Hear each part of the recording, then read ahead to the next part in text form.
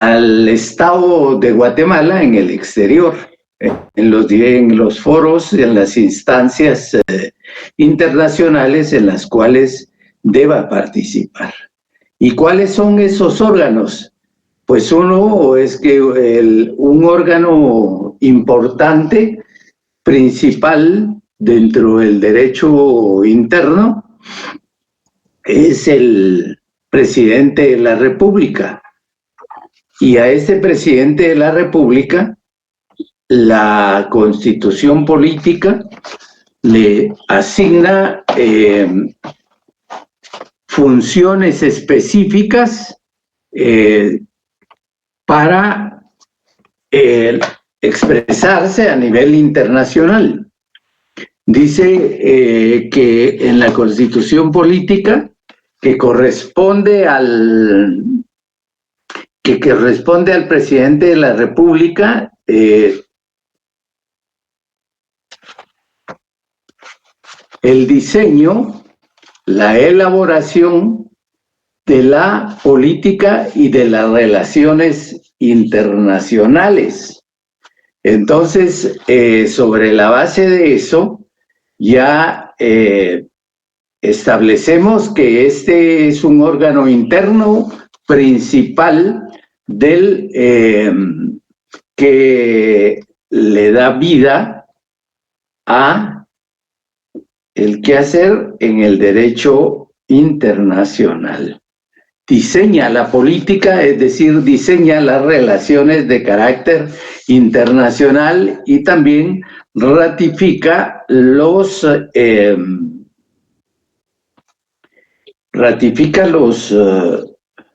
perdónenme, atribuciones del Congreso.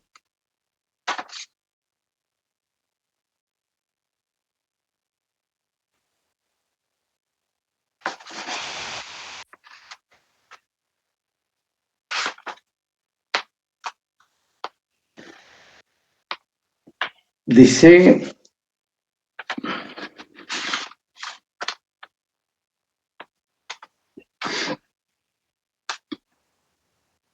en el capítulo 3 nos hace referencia a las relaciones internacionales del Estado. En el artículo 149 expresa de las relaciones internacionales y dice: Guatemala normará sus relaciones con otros estados de conformidad con los principios, reglas y prácticas internacionales con el propósito de contribuir al mantenimiento de la paz y la libertad, al respeto de la defensa de los derechos humanos, al fortalecimiento de los procesos democráticos e instituciones internacionales que garanticen el beneficio mutuo y equitativo entre los estados. Y luego hace referencia a lo que entiende como la comunidad centroamericana, de lo que hablábamos, tiene su manifestación a través de la Organización Centroamericana, este sistema de integración centroamericano denominado SICA por sus siglas o conocido por sus siglas como SICA, y dice: Guatemala es parte de la comunidad centroamericana y mantendrá y cultivará relaciones de cooperación y solidaridad con los demás estados que forman la Federación Centroamericana. Pero yo pensaría que además de las relaciones que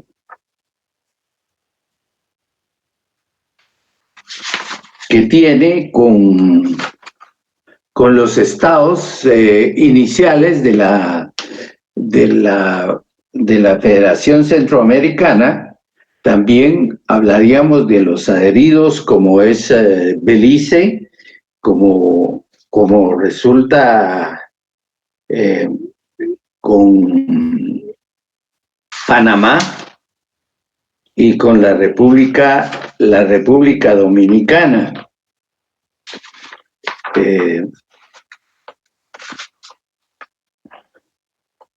Permítanme un instante. Nos da también, establece la Constitución Política de la República de Guatemala, en el capítulo 3, que se refiere al organismo ejecutivo, en la sección 1 del presidente de la República, en el artículo 183 se establece cuáles son las funciones del presidente de la República. Y nos vamos a dirigir a la literal O de esta Constitución, y en la cual establece que es atribución o es función del jefe de Estado, del presidente de la República, dirigir la política exterior y las relaciones internacionales. Ahí es donde le puntualiza y le faculta para que pueda dirigir la política exterior y las relaciones internacionales. Y también le habilita para celebrar, ratificar y denunciar tratados y convenciones de conformidad con la Constitución. Es decir, le permite entonces, primero,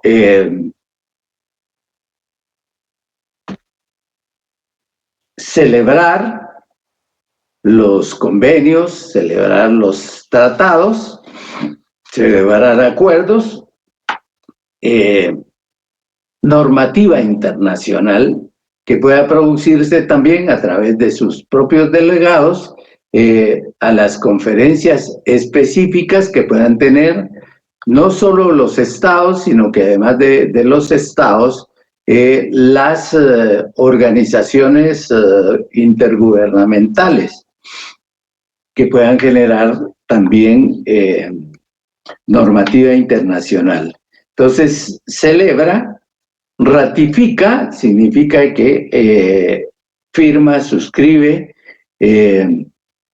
los tratados y los convenios, los acuerdos, y también puede denunciarlos.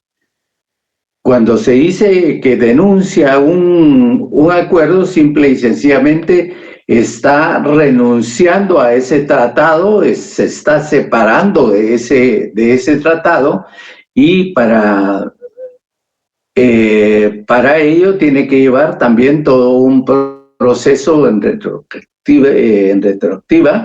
a efecto de quedar desligado de este tratado en particular. También tiene dentro de sus atribuciones, como lo establece la literal P, que recibir a los representantes diplomáticos, así como expedir y retirar exequatur a los cónsules. Recibe a los representantes. Hemos visto por televisión cuando en las noticias dice el presidente de la República se recibió al embajador de la República de los Emiratos Árabes Unidos, o a la monarquía, a los representantes de esas monarquías reales, ¿verdad? Entonces, allí vemos que el derecho constitucional como órgano, elemento interno, herramienta jurídica interna, sirve también para apoyar el derecho internacional, para enviar a sus delegados a los foros internacionales. También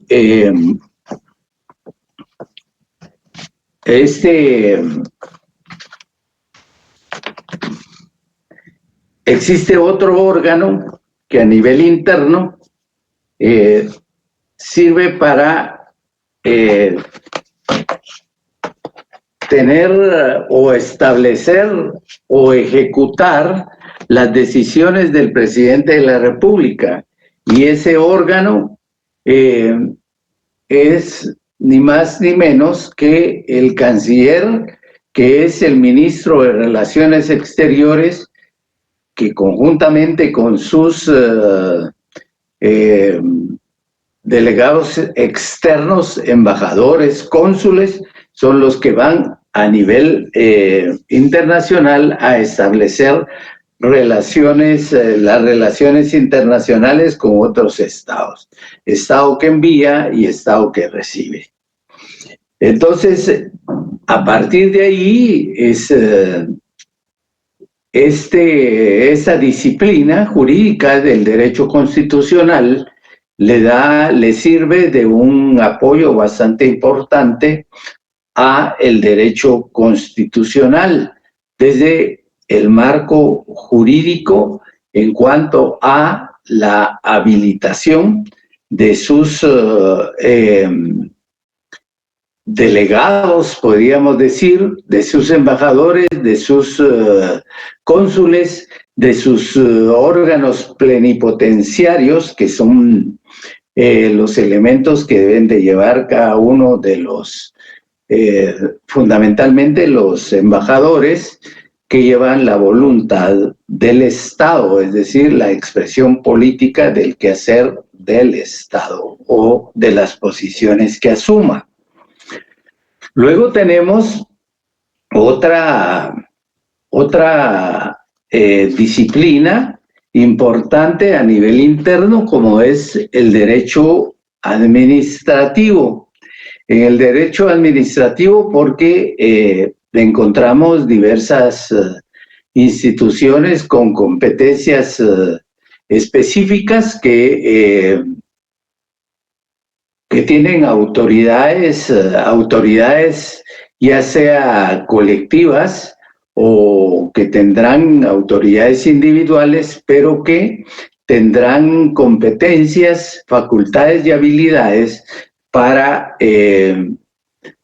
establecer convenios, establecer relaciones con organismos de carácter internacional, que a través de los cuales se pueda hacer efectivo el propósito o el principio de cooperación internacional entre los estados que establece la Carta de las Naciones Unidas como un principio y como un propósito fundamental. Entonces, a nivel interno, tendríamos los diferentes ministerios que se rigen a través de la ley del organismo ejecutivo también, pero también contamos con otros organismos importantes como es el organismo judicial, que a través de su propia Corte Suprema pueda establecer relaciones de cooperación con alguna que otra entidad de carácter internacional. Dice que tiene relaciones también con el derecho financiero, porque da los lineamientos, dice, de las disposiciones arancelarias en el campo de la integración y cooperación internacional. En la actualidad hablamos de un mundo comunitario, es decir, un mundo donde se da una comunidad de estados que a través de estructuras propias tratan de relacionarse y de agruparse de conformidad con sus intereses propios y al efecto tendrán para cooperar y para realizar determinadas políticas de integración en la cual tendrá que ver lo relacionado a los aranceles que se impondrán a las diferentes mercancías que se van a desplazar o que se van a comercializar dentro de o a través de los diferentes estados. Y entonces estos pueden ser, las acciones pueden ser disminución de aranceles, liberación de aranceles, que permitan el libre tránsito también de esas mercancías. que le dé facilidad. Luego nos hace referencia también que una ciencia auxiliar del derecho internacional es el derecho mercantil, que diseña el camino, que le diseña el camino a actuar a las grandes sociedades mercantiles, multinacionales, transnacionales, es decir, en la medida que son más grandes, pues van teniendo un tipo de poder también y van haciendo efectiva el desplace de sus mercancías y también la exigencia para tener cierta seguridad jurídica dentro de los mismos estados. Tenemos también como una ciencia auxiliar del derecho internacional al derecho penal, el derecho penal internacional, que también los países que se han aglutinado o que han ratificado el Estatuto de Roma, pues prácticamente aceptan las normas establecidas en este estatuto como vinculantes.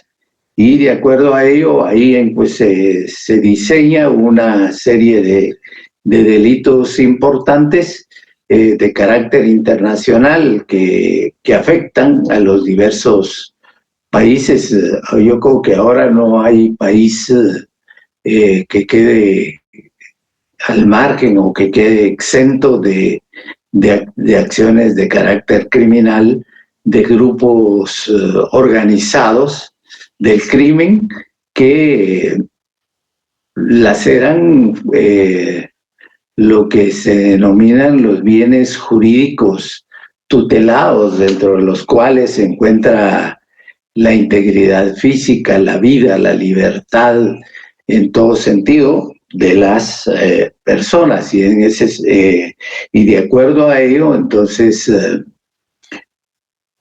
derecho internacional actúa, el derecho penal internacional actúa contra todas esas bandas, contra todo ese grupo de esos grupos criminales que afectan a las personas en particular.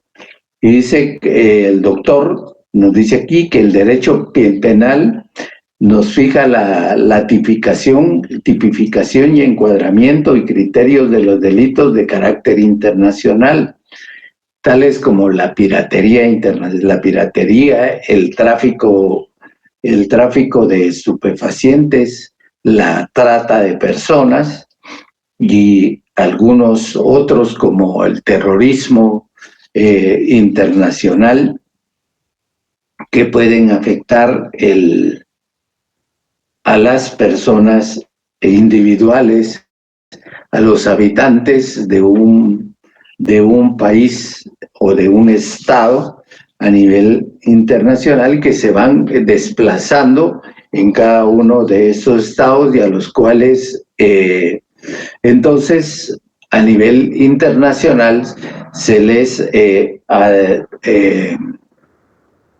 dirimirá en algún momento las responsabilidades de las que son objeto.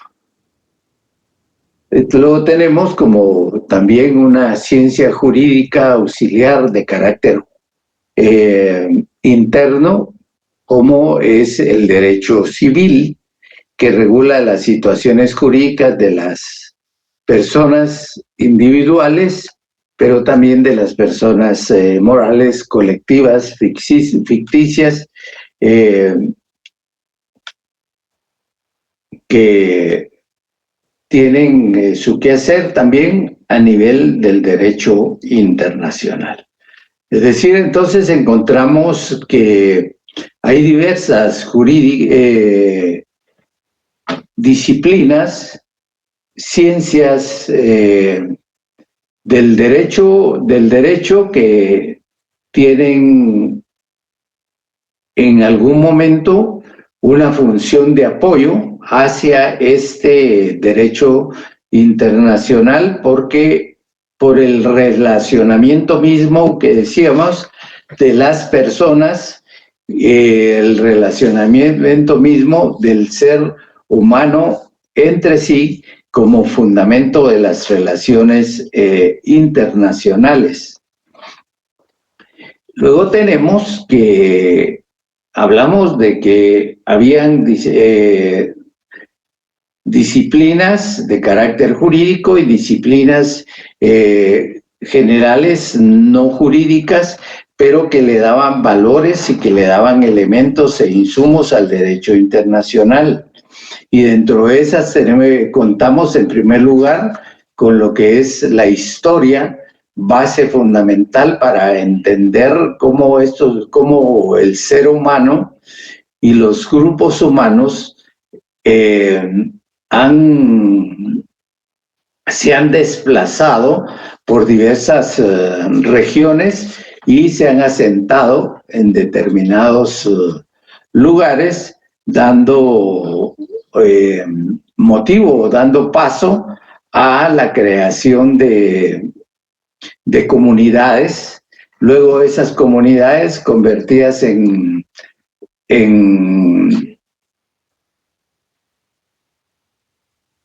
formas organizativas que llegaron a estar al mando de duques, de príncipes y de reyes de manera particular, y posteriormente de estados y de jefes de estado. Entonces, la historia es muy importante porque es la que nos va esclareciendo los diferentes momentos, fundamentalmente a nivel del derecho internacional, es decir, las guerras que se produjeron en Europa, en la Europa central, pero también los momentos que vivieron el Medio Oriente, que se vieron en el Asia, en lo que hoy tenemos como la América o la América Latina, el norte de la América, es decir, frente a todo, el núcleo o el centro fundamental de todo es el ser humano a nivel individual, pero también a nivel de grupo, a nivel colectivo, que se ha tenido que agrupar para poder avanzar en su desarrollo y en su pensamiento. Entonces, la historia es fundamental, la historia como ciencia científica es fundamental y sirve para darle apoyo, darle luces y darle conocimiento al derecho internacional público. Luego tenemos lo que es la geopolítica. Dice el doctor que ha favorecido la aparición de determinadas tendencias jurídicas y políticas. ¿Y qué hace la geopolítica? Dice que estudia la vida y la historia de los pueblos en relación con el territorio. La historia y la vida de los pueblos con relación al espacio geográfico en donde se han asentado para establecerse como comunidad, establecerse como pueblos con identidades propias. Entonces dice, con el territorio geográfico que ocupan y los factores económicos que los van caracterizando. Es decir, se asentaron en un pueblo y tienen una identidad. Por ejemplo, Guatemala, como pueblo, tiene toda una identidad, que se expresa a través de sus diversos símbolos, pero también que se expresa a través de sus diferentes idiomas y de su ordenamiento jurídico como tal. Luego tiene lo que es la sociología, que fundamenta la idea de los sujetos, de los individuos y de las sociedades diversas. La economía, que es la base sobre la que descansan determinados fundamentos y cambios de polo de poder.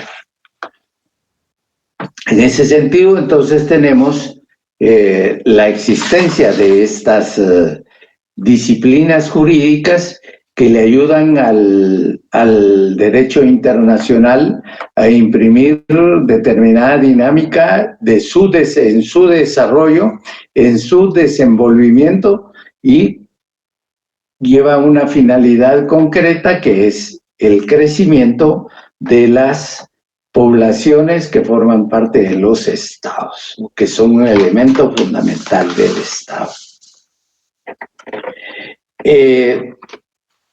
Tenemos también que este derecho internacional, a lo largo de su propia historia, no ha sido conocido de manera fundamental como derecho internacional como hoy lo conocemos, sino que en el desenvolvimiento, en su ida hacia los momentos actuales, ha sido conocido de formas diversas, con diferentes conceptos, con diferentes denominaciones y significaciones, marcados por la situación concreta en que han sido utilizados y en los cuales ha ido apareciendo. Dice el doctor que en el curso de su formación se ha atribuido diferentes denominaciones. Dice, expresa o implícitamente el derecho internacional público. A veces los nombres o expresiones mismas no eran sino la descripción de su contenido, es decir, el significado de lo que es o de lo que se entiende o comprende por las denominaciones y las expresiones con las que se conoce en un momento histórico, en un momento específico determinado de la historia. Y en ese sentido vamos a hablar que la primera denominación que se conoce es el derecho fetial o el jus fetiale, toda vez que eso se produce en Roma. Ya cuando hablamos de jus fetiale, sabemos que es en Roma y que es atribuido a un funcionario en particular del derecho romano, que era el funcionario encargado de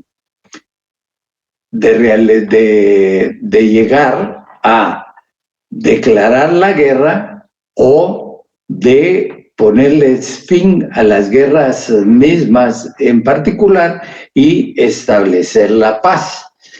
El doctor Larios Ochaita nos indica que el derecho fecial, dice él, debido a que en Roma había un funcionario y especial encargado de las formalidades relativas a las declaraciones de guerra y a la conclusión de la paz.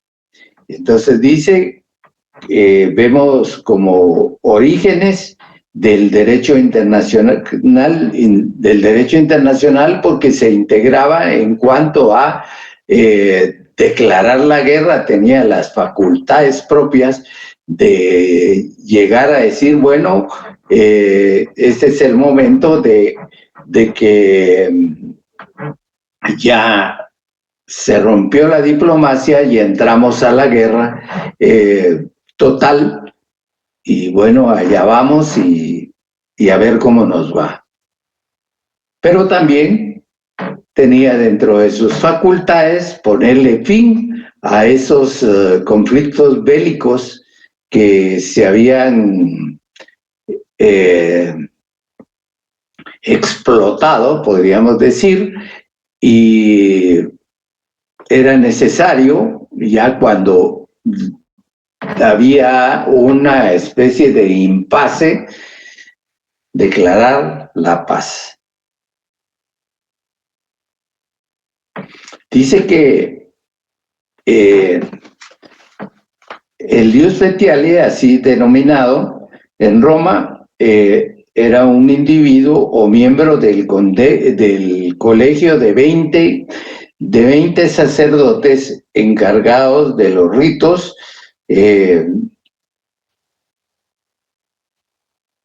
de conocer las declaraciones de guerra, lo que les veníamos diciendo, y el establecimiento de los tratados de paz. Era encargado también de regular las relaciones de tipo diplomático de la antigua Roma.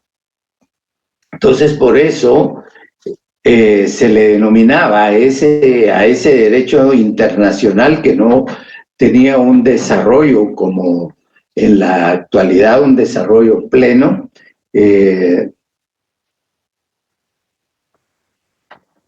Sin embargo, estaba un personaje interno encargado de producir esos efectos a nivel de las relaciones internacionales entre los estados que en un momento podían ser tan tirantes que pudieran llegar a la violencia propiamente de una guerra como manifestación de una tensión entre dos o entre más estados en particular. Eso era a nivel también del derecho romano, pero dentro del derecho romano también tenemos otra denominación al derecho internacional, que era el jus gentium, que era la forma como se le denomina a ese derecho, el derecho de gentes, que entre romanos dice que tenía dos significados específicos, el jus civile y el jus gentium. El jus civile era el derecho o disposiciones legales aplicables solamente a los ciudadanos romanos. Y el jus gentium era el que se aplicaba a los peregrinos y a los extranjeros dentro del espacio del derecho romano. Dice que las disposiciones de orden legal establecidas por razón natural y observadas por los estados de la tierra. En la Edad Media, este derecho internacional o esta denominación al derecho internacional se realizaba bajo los términos jus inter omnes gentes.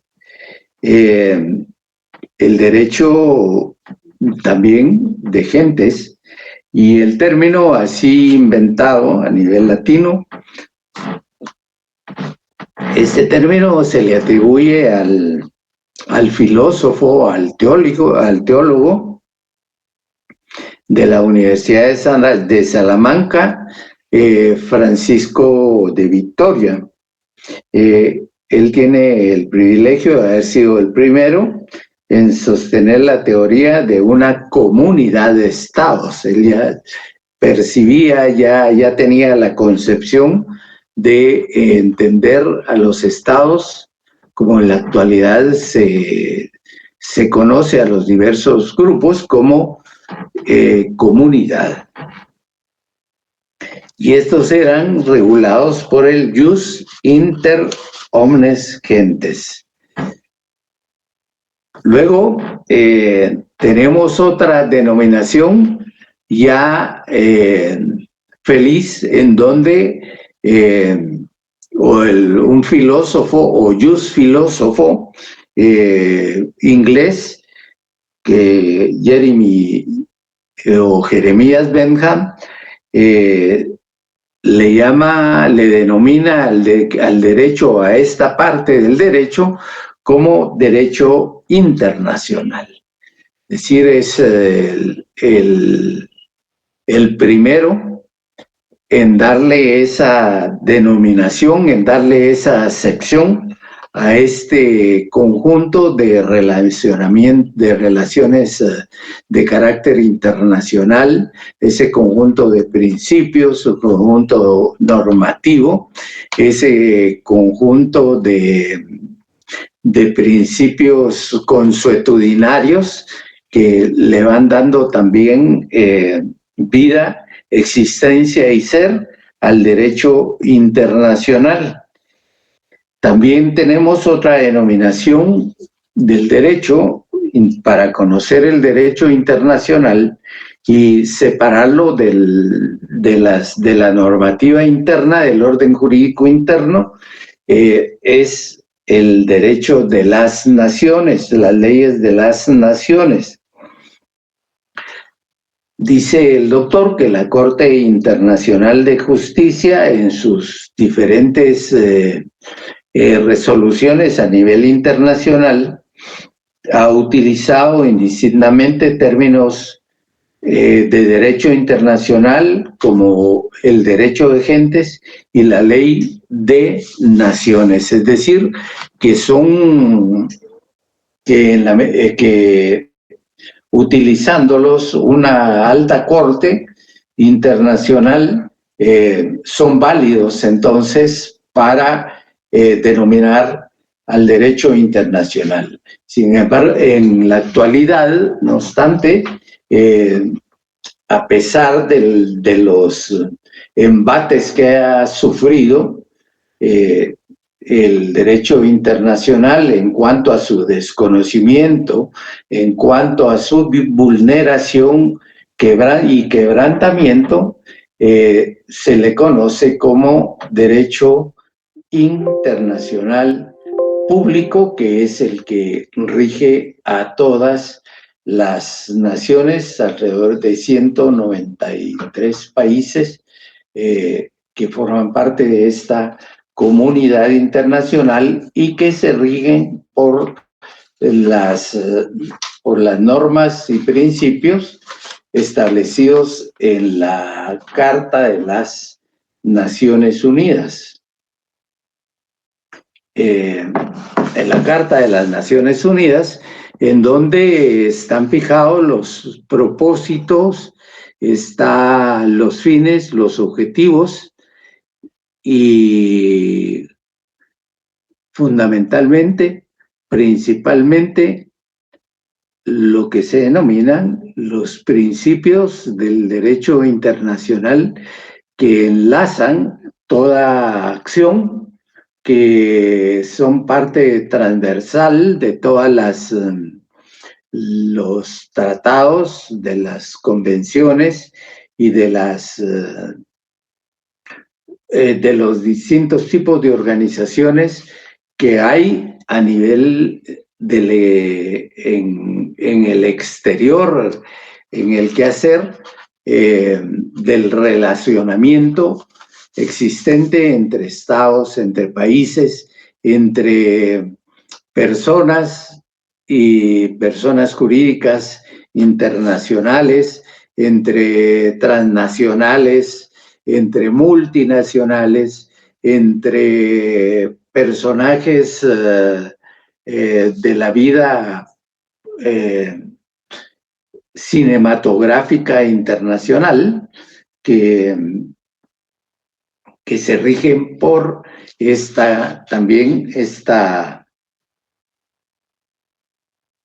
este conjunto normativo a nivel internacional.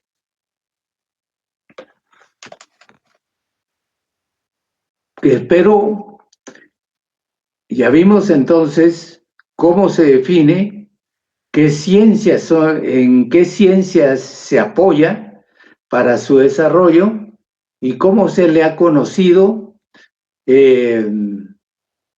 a lo largo de su historia por las diferentes espacios históricos por los que ha atravesado la humanidad misma. Tomemos en cuenta que el centro fundamental es el ser humano.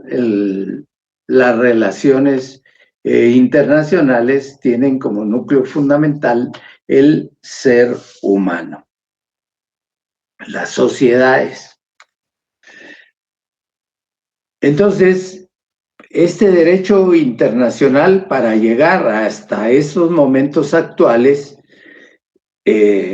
tuvo que atravesar por toda una serie de etapas que son importantes, como es la antigüedad, la Edad Media, la Revolución Francesa, las diversas guerras mundiales por las que atravesó también y que marcaron y que le dieron origen también a el derecho internacional público, como lo es la guerra, el tratado que le pone fin a la guerra de los 30 años, los tratados que le ponen fin a la guerra de los 100 años, la Revolución Francesa como un momento, como un hito importante de la historia de la humanidad para ir sembrando bases para el establecimiento del derecho internacional público. La formación de los estados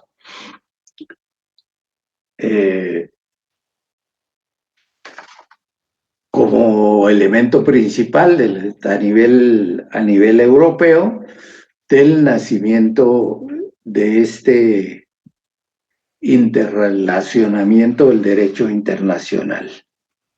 Dice el doctor que existen dos, para establecer la evolución del derecho internacional, existen dos enfoques, dos escuelas que son las que tratan de explicar el porqué de la existencia del derecho internacional, del cuándo, del cómo y del por qué. Y en ese sentido dice que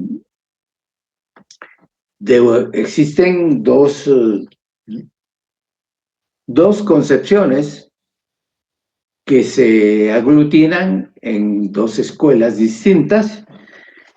Una que establece que el origen del derecho internacional coincide con el origen también de los estados más antiguos. Ahí es donde ya vamos teniendo o percibiendo más bien la idea de que se tenía en un principio y que forma parte también de una escuela del derecho internacional que decía que los sujetos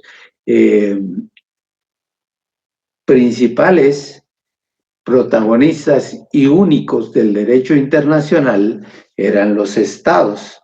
Y entonces acá, en esta escuela, dice, bueno, el derecho internacional aparece o tiene su origen con el surgimiento de los estados más antiguos. Es decir, ya de esas expresiones soberanas que se pueden interrelacionar, que se reconocen entre sí y que a través de diferentes expresiones y relacionamientos van dando lugar a procesos de cooperación, procesos de amistad, de acercamientos para el mantenimiento de la distensión y de la paz, que es lo fundamental para el desarrollo de los mismos. Entonces, la primera dice, el derecho internacional aparece con el surgimiento de los estados más antiguos y antes no había derecho internacional. Dice, entonces, luego, los otros dice que enfocan el origen del derecho internacional como la formación de los modernos estados europeos en el siglo XVI de nuestra era. Es decir, cuando se firma la paz de Westfalia en 1648, es cuando surgen los estados como tales. La anterior con los estados más antiguos, y entonces ahí nos habla de la China, nos habla de la India, nos habla de estados como Atenas, Esparta, los estados Fenicia, son los estados importantes que que surgen con el derecho internacional según esa escuela, pero la otra dice, no, anteriormente a el aparecimiento, a la firma y suscripción de la Paz de Westfalia, no había ningún tipo de Estado que pudiera decirse que permitiera la existencia de un derecho internacional. Dice que ambos tienen seguidores de mucho peso a nivel internacional, ambas posiciones. Dice el doctor que en la facultad estaba el doctor Centeno Varías, Julio César Centeno Varías, que era el que decía, no, para mí el derecho internacional existe desde la presencia misma de los estados antiguos, como los estados de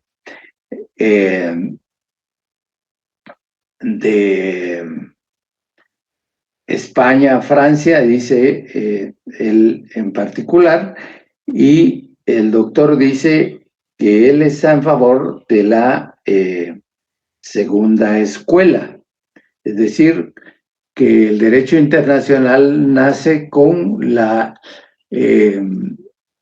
Paz de Westfalia.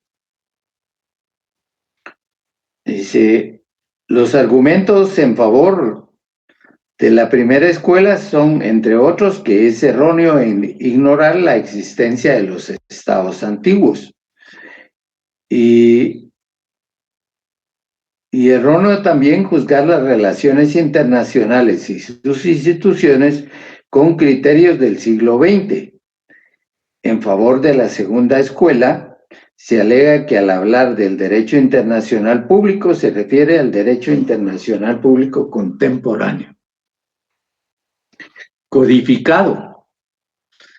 Con anterioridad no existía el derecho internacional público, sin embargo, el derecho internacional público codificado, sin embargo, existían entre relacionamientos, existían acuerdos, existían convenciones que se producían dentro de los mismos estados, ya sea de carácter comercial, ya sea poniendo fin a determinadas guerras y enfrentamientos entre ellos que fueron importantes. Sin ellos no hubiera sido posible también el aparecimiento o la negación de un derecho de carácter internacional. Dice por acá que en la antigüedad y en la Edad Media, dice, las sociedades de tendencia de carácter universalista con conciencia de vocación conquistadora, dice, en las mismas el derecho internacional tal como lo conocemos hoy no pudo existir, porque lo que había era el derecho de reconocimiento obligatorio a determinadas costumbres que se tenían como reglas vinculantes y reconocidas por toda la población como tales, el derecho consuetudinario. Entonces, dice, algunas de estas sociedades fueron los chinos, que consideraban al emperador como el hijo del cielo, los judíos, que no reconocían la igualdad jurídica de las sociedades politeístas, y los romanos, que no introdujeron principios de derecho internacional, sino que un conjunto de reglas que gobernaban las relaciones de los ciudadanos romanos con peregrinos o extranjeros, el jus gentium, como decíamos. Sociedades islámicas también, las sociedades formadas por el Sacro Imperio, y así en general nos habla de la formación de los estados, que el derecho internacional se dice que nace, esa es la concepción contemporánea, que se nace con la desintegración del Sacro Imperio Romano, que dio lugar a la formación de diferentes unidades y de diferentes denominaciones. España, Francia, Inglaterra, ducados, principados, reinados. Dice, a esto se sumó el despertar del comercio internacional, que conllevó el desplazamiento de personas. El navegar de los mares también fue importante, son hitos determinantes en el derecho de surgimiento del derecho internacional. El descubrimiento de nuevas tierras con los reclamos de soberanía, el desplazamiento de la fuerza de trabajo por medio de la trata de esclavos, también como hechos que marcaron relacionamientos internacionales y desarrollo de determinados estados. Además, también contribuyó, dice, las mejoras en las técnicas de navegación en las técnicas militares y en la proliferación de las guerras más o menos largas, pero más o menos largas, una guerra de 100 años creo que es una guerra interminables. ¿Cuántas generaciones se ven involucradas ahí? Dice lo que los anteriores factores condujeron a la necesidad de establecer principios, instrumentos y prácticas que normaran la conducta de los pueblos, el respeto de los otros, lo cual se plasmó en tratados de paz, tratados comerciales, intercambio de embajadores, reconocimiento expreso de soberanía y en las tierras descubiertas y conquistadas. En este proceso también de evolución, encontramos, según el doctor y algunos otros autores, que en estos momentos históricos de los estados, permítame un instante. ¿Estoy en clase, Gonis? Bueno, brillaron también personajes importantes que fueron dándole un conocimiento, un brillo, un contenido al derecho internacional público, y dentro de esos autores, dentro de esos personajes que fueron filósofos, fueron teólogos, fueron diplomáticos, ya habían, por el interrelacionamiento y las relaciones internacionales, ya habían expresiones de organizaciones diplomáticas, de congresos diplomáticos que surgen como resultado de las mismas acciones de paz que se fueron dando dentro, para marcar el hito fundamental del despegue del derecho internacional. Y dice que en esa época también brillaron personajes como Hugo Brossio, a quien se le conoce como el padre del derecho internacional público. Dice que como tal fue un hombre de mucho conocimiento, de un acervo cultural inmenso. Fue teólogo, fue jurista, fue historiador, fue un gran diplomático, y entonces, híjoles, con un conocimiento invaluable. Era una enciclopedia para los entonces.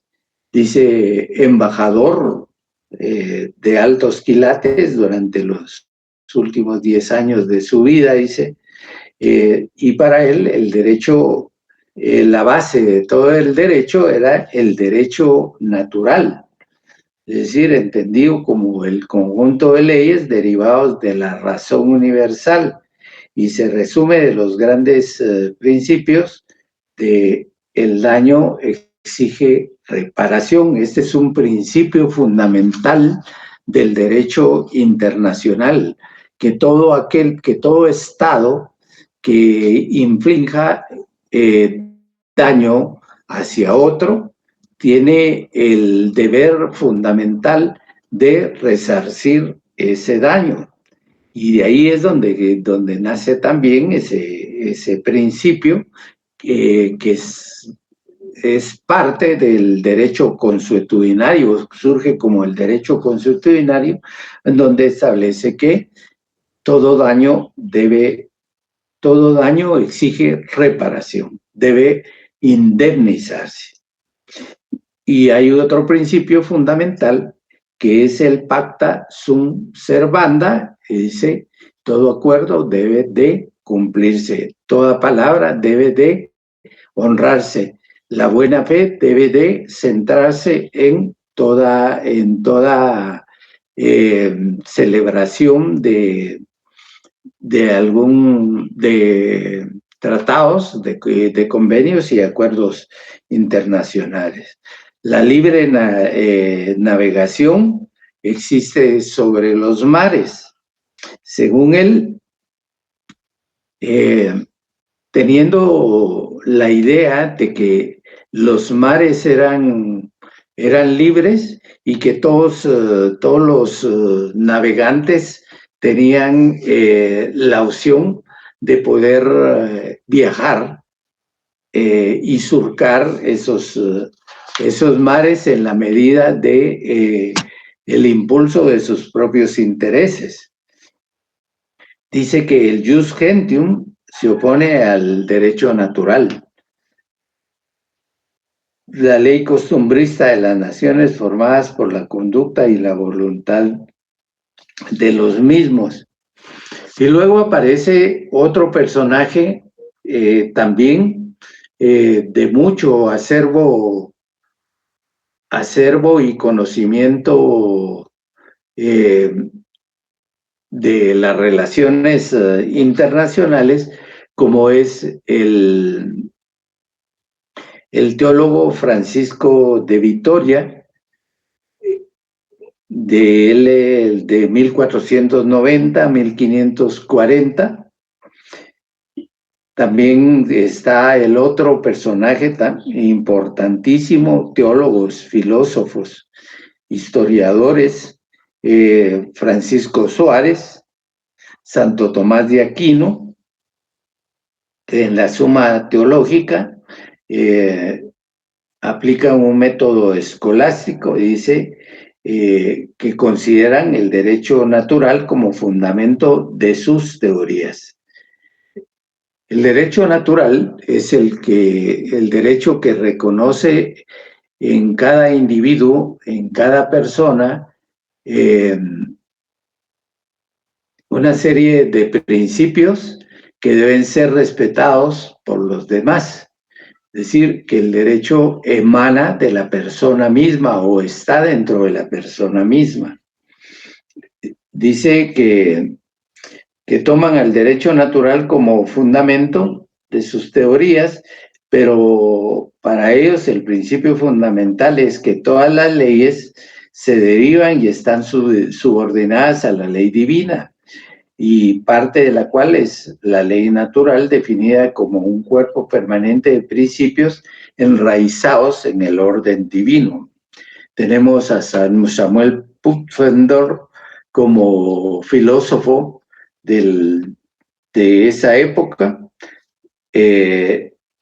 Richard Souch y a Emmerich de Bethel.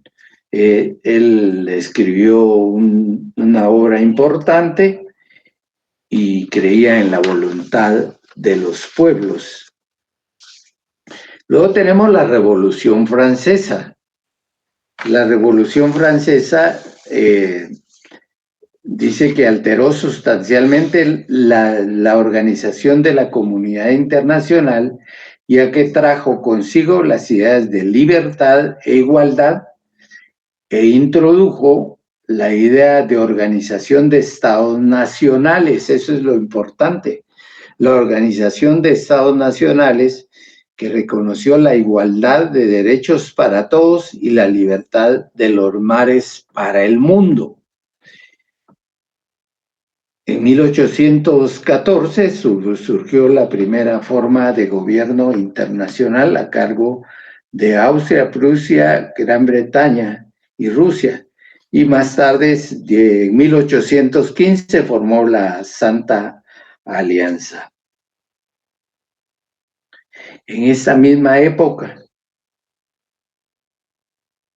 Estados Unidos en América, dice, con fuerte personalidad internacional y poderío, proclama la doctrina Monroe, destinada a frenar las ambiciones europeas en América Latina y declarando los principios de no colonización, aislamiento y no intervención.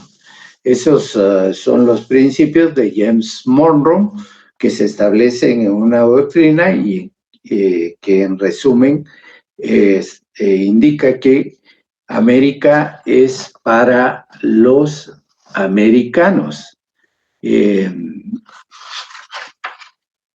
Con lo cual pretendía, su espíritu inicial era que ningún Estado europeo pudiera apropiarse, apoderarse de las riquezas a nivel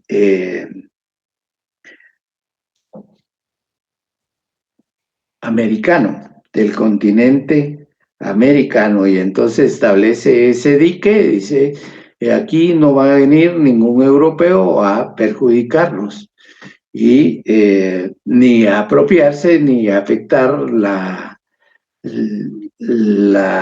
o a vulnerar el territorio de los estados de América, porque esos son de los asuntos de la América misma, entendiéndose la América como un hemisferio sin ninguna hegemonía en particular. Luego tenemos las guerras mundiales, y dentro de las guerras mundiales aparece la Primera Guerra Mundial en 1914, que finaliza en 1917. Esa guerra dio lugar a la celebración del Tratado de Versalles, con el cual se funda también, ya es como primera expresión de una comunidad internacional, la Sociedad de Naciones, que tenía a su cargo como objetivo y propósito fundamental la no proliferación de en 1919, sí, gracias, muy amable. La no proliferación de la guerra y el establecimiento de la paz. Sin embargo, por diversas circunstancias que ya vamos a ver en su momento, no le fue posible hacer efectivo este propósito que se da desde el momento mismo de su fundación, y que sin embargo permitió que se llevara a cabo una segunda guerra mundial que pone fin a la paz durante esos años, y que es la que da lugar a la Carta de las Naciones Unidas, que en la actualidad se rige como el marco jurídico fundamental para hacer efectivo el derecho internacional público, que para el mantenimiento de la paz, pero estamos viendo que en la actualidad tampoco le está funcionando. Eso sería lo que para este día tendríamos que ver. Si tienen alguna pregunta, todavía tenemos 5 minutos para poder resolverla, a efecto que ustedes puedan entrar a su segunda clase. Licenciado, buenas tardes. Buenas tardes, ¿quién habla? No escucho, levantó la mano. Claudia, perdone. ¿Qué tal está, Claudia? Mucho gusto. Gracias, doctor. Fíjese que ahorita estaba llevando la lectura con usted en el libro para ir entendiendo la información, pero vi que usted se amplió un poquito más con relación al a la historia, y estoy viendo que el Sí. libro tiene la referencia a otra publicación de Friedman. Entonces, Ajá. supongo que ahí es donde usted sacó esa información, o ya es su acervo y conocimiento que nos amplía esto. Vean, como nuestro libro es base, es el que nos va llevando poquito a poco y de la mano para ir adentrándonos en lo que es el derecho internacional. Entonces, como libro base, el doctor acá, de una forma magistral y ordenada, nos explica también en algunos aspectos y puntos propios del programa, lo trata de manera amplia. Sí, sin embargo, existen otros, por eso estaba la bibliografía que yo les hice referencia el primer día, para ir ampliando ahí determinados conocimientos. Yo veo el libro, consulto también a diversos autores, como es Alfred Drost, que nos ayuda un tanto en estos puntos que vimos del programa, y bueno, vamos dando del mismo conocimiento que los acontecimientos nos van marcando, ¿verdad?